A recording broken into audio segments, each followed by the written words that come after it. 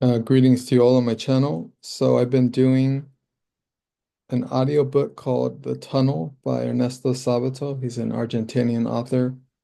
And this was a novel written in the 30s, I think, 40s, and very singular, very psychological, almost existentialist style during the time of Camus. I think he wrote it 40s, 50s, like Camus wrote The Stranger.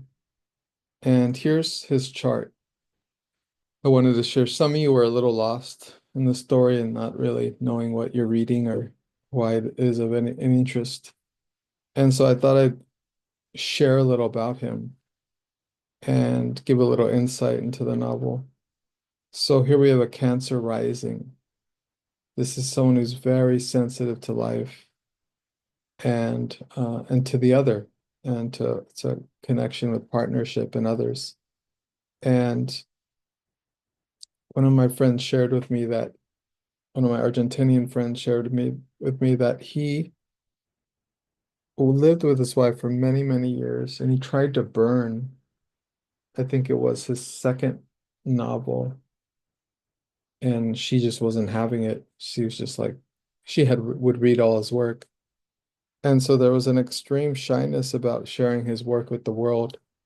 He had destroyed many novels before actually publishing The Tunnel, and it's a very strange, singular work, and we'll get to some of that just by looking at the chart here.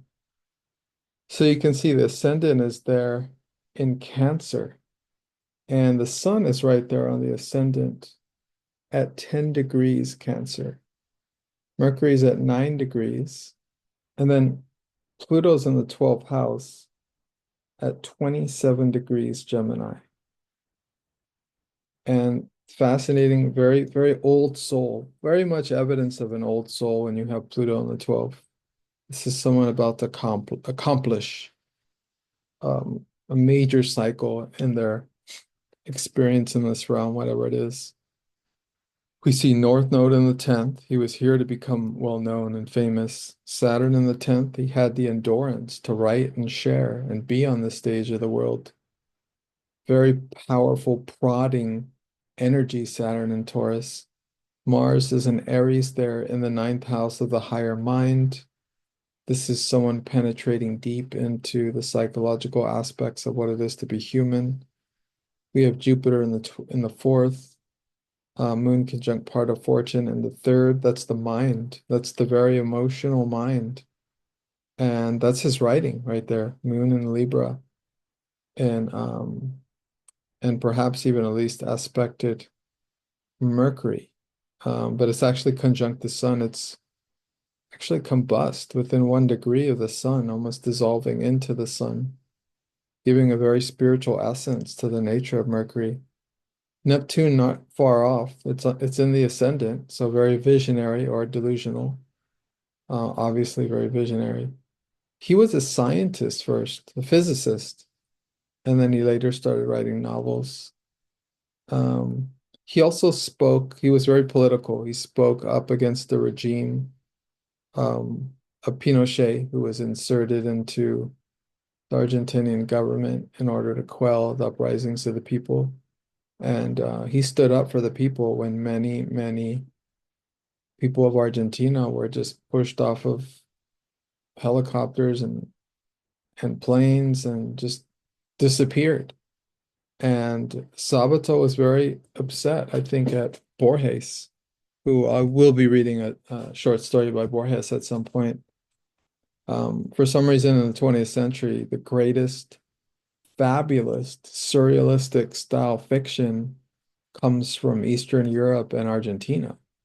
Some people want to say Colombian Marquez, but I don't think what is that called? Magical realism is the same thing. I think it's very different. So I'll leave that discussion for another time. And so what we have here is we have a chart of a Cancer rising with Pluto in the 12th house. I didn't look to see if it was at least aspected Pluto, but I can look now. It's in late Gemini. So we have nothing in Sag and square. We'll see to square, we'll see if we have anything in Virgo and Pisces. And no, we have nothing. Just a loose. No, we can't really count those conjunctions. It looks like a least aspected Pluto. That would be a very powerful being, very deep, very ancient. And with North, as I went over North Node in the 10th, here to be well known, here to be famous, and Saturn here to shine on the world stage after much hard work. And Venus in Leo is always amazing. He is at 25 degrees. He was definitely here to shine. And let's see, square is Mars and Taurus. So that's tension with love and his values, um, like a kind of shut down, like a kind of shut downness. And indeed, he has planets in the 12th. We could count that Sun and Mercury in the 12th house. And so definitely very hidden world, very inner, very strong inner world, which created such it's not only the tunnel that he also wrote a huge novel called On Heroes and Tombs. And there's this segment in there called Report on the Blind. And again, with his themes of blindness and very fascinating text. I reread it last summer and I read it years ago. And yeah, let's go to his human design, see what we can find there.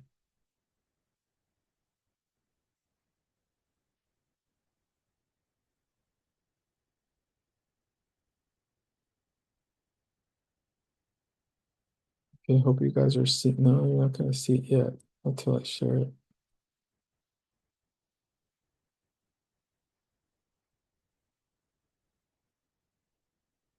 Here we go. So this is his human design. This is what we got. We're using the July 3rd date, 1911, 7 a.m. in Rojas, Argentina. As you can see here, he's a pure generator. He's got 6 overlays. When you see 5 or more overlays, you got a person that's hyper ultra aware of everything, of their own self-reflexivity. Very aware, very keen, intelligent, doesn't miss anything, very perceptive. And you see he's a 1-4. This is a rare harmony. The 1 harmonizes with the 4. This is an investigator that investigates to the greatest depth. You got the investigating opportunist. This is someone who doesn't cease their investigation, and they're going to poke and prod others, born on the right angle cross of tension. This person is going to create tension in their environments. And there's all kinds of tension in his novels between characters communicating, characters not communicating due to shame, due to trauma, due to experience of the past. Very Plutonic author, very Plutonic experiences. On Heroes and Tomb, the novel afterward, has a mention of the novel, The Tunnel, prior to it, as if it was like something that occurred in that world of Argentina of the second novel. It's so fascinating. And even Borges is a character in the second novel. And so we got someone who's a 1-4 pure generator, uh, authority, sacral response, has splenic intuition, and has the 13, so great listener, great sharer and teller of stories as well. Also the 29th gate, committing to saying yes to life. And the 4353, living through the rhythm of cycles, beginning, middles, and endings. But the most important channel here I'm seeing is pretty much his only 2 channels. The channel rhythm, which is the format channel from the root to the sacral, and then we have um, the root to the spleen. We have the channel of struggle.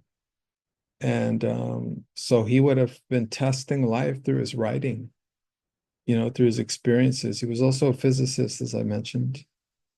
But as far as open mind, open Ajna, open throat, open G center, open to the direction from the community, very much caring and receptive to his community and to the collective of his Argentina, of his country. He was originally Italian. I think he's from an Italian family. And open emotional center, completely open, undefined and open, very protected in his ability to write, and open ego center. And let's see what else. Wound is 6th line, could become very mental. And the character of the tunnel, now I'll get into it. So the tunnel, if you read it carefully, it reads like an Edgar Allan Poe short story, especially the one, trying to remember the name, the one where the character is cursed by the eye of the old man, and so he murders him. And also the one with the cat in the wall. Can't believe I'm forgetting my Poe stories. Maybe that one's called The Black Cat, and then the other one's called the other one I can't remember. But it reads like that. It's unreliable narrator, first person. So as you're listening to me read The Tunnel, what you're hearing is a character that's locked in their mind and who's describing that experience. So what you want to look for as you listen is the moments where he reveals his own inability to accept the nature of instinct, the nature of the beauty of chaos, the the beauty of not being able to contain reality with his mind. And I'm starting to write those quotes on the video covers. The new segments that come out will have quotes. And you're watching to hear these quotes. Another point is that this novel is a study in isolation. And it's an isolation of someone who's trapped in themselves. And so, of course, as always, I'll read the quote as I did in my Pluto videos, and I can't read it enough. This is from The Shining. This is the opening scene of The Shining when Jack Torrance is being interviewed to be the caretaker of the Overlook Hotel. And as some recent documentaries have shown, it was like an MK Ultra experiment to see if they could allow these people to live there and then to kind of mess with them by projecting images and realities into their experience. Anyways, I don't want to go too much into that. And that's a documentary that's on Amazon now. I think I'm forgetting the name, but Reality Check, their YouTube channel, does that. And the guy who does that, amazing video, great job. And the quote is, because for some people, solitude and isolation can of itself become a problem. And then Jack Torrance responds, not for me. Indeed, for humans, whether they accept it or not, isolation is a problem. And a lot of us, especially people with a lot of planets in the 12th house, like Sabato had, need time to themselves, need to isolate themselves in order to clear. Because when you have planets in the 12th, you have no boundaries. You psychically shore up your environment. And so a lot of compassion we must have for these people that are so sensitive with like this lack of boundary in the psychic world, which is what the 12th house symbolizes. So this is his chart, sacral authority, 1-4. This would have been a deep, deep, deep, powerful investigator, very fixed investigator, and writer, born a Cancer in the year of the boar, 1911. Boars are often great writers. Nabokov's a boar, Borges is a boar, many boars. And let's see what else. I think that's it. I want to go to this dream rave. Some of you don't know about the dream wave. I've been studying that. Not yet doing charts for the dream rave, but sooner or later. And so this is his dream rave chart for those of you who want to start exploring the dream rave. And you could see this is a composite. You could see that he has both the channel cycles and the channel struggle in his dream rave, which is strange. He's also got 17 both in his dream rave and his waking. And he's also got what is that? The 12 in his dream and waking. So there's no Achilles heel, but there's different meanings in the dream rave than there is in the waking chart. And as some of you have gotten pretty clear about, the novel is very violent. And it's a confession of murder. But keep in mind this is fiction. And in fiction there is no murder. It's writing. It's a world. And regardless, these are in the dream rave, these are very violent, aggressive gates right here. And even these gates here are very strange. 42 is the inability to really let go of things. And the 53 is an inability to really start things. So this is a man who went through a lot of struggles. And you could see it in both charts, a lot of open centers. And he was single definition though, so he was all connected. And he was even a 1-3 in his nodal profile. So investigator all the way. Yeah, fascinating. But he would get stuck in his head. He's got the Venus sequence wound of the 6th line. So he would get stuck in his mind, just like the character in his novels. So I'll leave you with one last image. And then as I close out, I want to start playing music here and there. I'm going to play the intro to End Time by Catatonia. This is the song that has that quote from The Shining. And their album, Brave Murder Day, is incredible doom album. It's very melancholic. They were very influenced by Slow Drive and other kind of dark wave groups.